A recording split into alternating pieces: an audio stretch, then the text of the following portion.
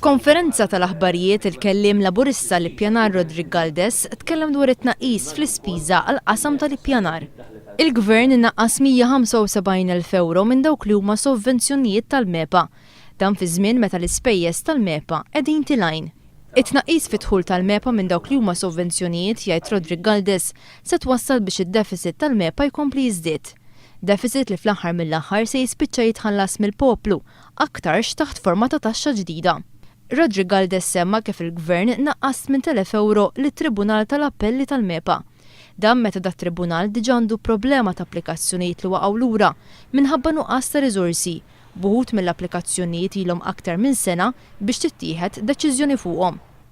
Il-Gvern naqqas ukoll 98,000 euro mill-budget allokat għal programmi relatati mal-qasam tal-ippjanar bħal programmi ambjentali. Il-kellim ewlieni laburista l-infrastruttura u xogħlijiet pubbliċi Charles Buħaġar żvela li l-Gvern naqqas ma' 6,000 euro mill-budget allokat lill-Kunsill Konsultattiv tal-qasam tal-kostruzzjoni.